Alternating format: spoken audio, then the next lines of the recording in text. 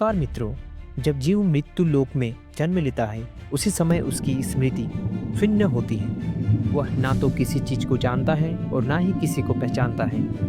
बच्चा माँ के गर्भ से निकलकर जैसे ही बाहर आता है तुरंत ही रोना शुरू कर देता है। वह ऐसा तकलीफ में करता है या कोई और कारण भी है जिसे हम समझ नहीं पाते। क्या आपने भी कभी सोचा है कि आखिर बच्चा जन्म लेने के तुरंत बाद रोता क्यों है? उसके पीछे का सटीक कारण क्या है? हिंदू धर्म शास्त्रों के अनुसार वैसे तो उसके पीछे एक पौराणिक कथा की मान्यता है जिसका विवरण विष्णु पुराण में मिलता है। इस्लाम में भी बच्चे रोने के अपने अलग कारण बताए गए हैं, लेकिन सच्चाई क्या है? यह एक ऐसा सवाल है जिसका सही उत्तर हम सब जानना चाहते हैं। शिशु के जन्म लेते ही रोने के कारण एक सहज और आवश्यक प्रक्रिया मानता है। तो दोस्तों, इसके लिए वीडियो में सबसे पहले हम बच्चे के रोने को लेकर वैज्ञानिक दृष्टिकोण समझते हैं।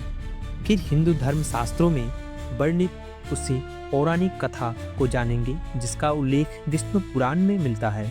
नमस्कार दोस्तों, स्वागत है आप सबका हमारे इस बड़ी ज्ञान चैनल में।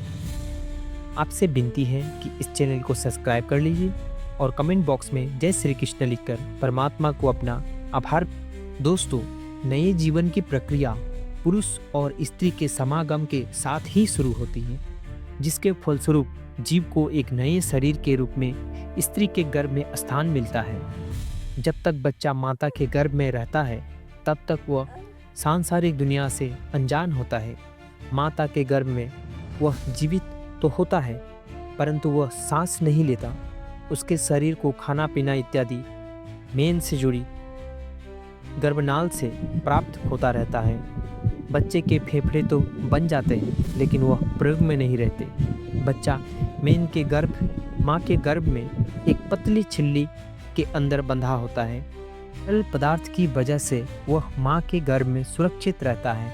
प्रसव की क्रिया माँ और बच्चे दोनों के लिए कष्टदायक होती है। बच्चा बहुत सक्रिय मार्ग से निकलकर दुनिया में आता है। जिस क्षण बच्चा माँ के गर्भ से बाहर निकलकर इस संसार में आता है, उसके आसपास का परिवेश बदल जाता है। अब शिशु को जीवित रहने के लिए श्वास की जरूरत है। शिशु के फेफड़े में प्रथम बार काम करना शुरू करते हैं, लेकिन फेफड़े में वही तरल पदार्थ से ही भरा होता है जिसे बाहर निकालना बच्चे के स्वास्थ्य के लिए बहुत ज़रूरी होता है। इसीलिए डॉक्टर बच्चे की डिलीवरी होते ही गर्भनाल को काट देते हैं और बच्चे को उल्टा करके उसके मुंह से इसी तरल पदार्थ को बाहर निकालती हैं। ऐसे आशाएं स्थिति में बच्चा प्रथम बार रोता है। रोने की प्रक्रिया के दौरान बच्चा एक गहरी सांस लेता है, जिससे हवा फेफड़े के अंदर प्रवेश करती है और फेफड़े में भरा तरल पदार्थ बाहर निकल जाता है। इसीलिए बच्चे का प्रथम बार रोना बच्चे के स्वस्थ होने का संकेत होता है। अगर बच्चा स्वयं से नहीं रोता तो डॉक्टर बच्चे की पीठ पर हल्के हाथ से थपकी लगाकर उसे रुलाने का प्रयास करते हैं, जिससे फेफड़े में हवा जा सके और तरल पदार्थ बाहर आए सके। बच्चे के दिमाग को सही ढंग से काम करने के लिए एवं शरीर को सुचारू रूप से कार्य करने के लिए ऑक्सीजन की जरूरत होती है। जिन बच्चों के फेफड़े से तरल पदार्थ नहीं निकल पाता, उनके फेफड़े में पर्याप्त हवा नहीं पहुंच पाती। ऐसा होना बच्चे के जीवन के लिए खतरा होता है और दिमाग को पर्याप्त ऑक्सीजन ना मिल पाने के कारण उन्हें किसी प्रकार की मानसिक बीमारी भी हो सकती है। तो दोस्तों, यह बातें थी विज्ञान के लिए।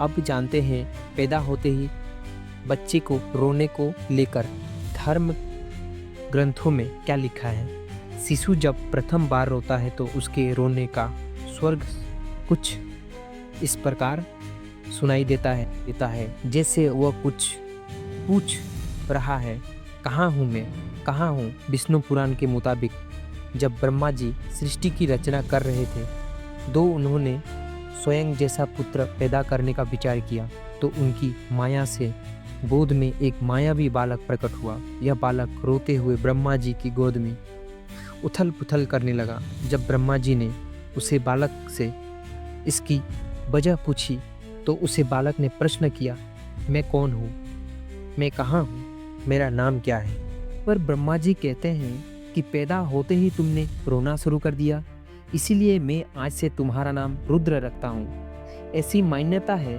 कि इस बच्चे के जन्म से पहले किसी बच्चे ने रोना शुरू नहीं किया था। ऐसी पौराणिक मान्यता है कि तभी से जन्म के बाद बाकी बच्चों में भी रोने का नियम बन गया। जबकि इस्लाम धर्म में मान्यता है कि बच्चे के जन्म लेते ही शैतान उसके पास आता है। शैतान की छूट ही बच्चा जोर जोर से रोने लगता है। इसीलिए ऐसी मान्यता कि जब बच्चे की पैदाइश हो जाए तो फौरन उसके दाएं कान में जान और बाएं कान में इमामत पढ़नी चाहिए, ताकि बच्चा शैतान के डर से महफूज अल्लाह की पनाह में रहे और पैदा होते ही अपने परवरदिगार का नाम सुन ले। क्या आपको बच्चे के रोने के कारण पहले से ही पता था? कमेंट बॉक्स में ज़रूर बताएं।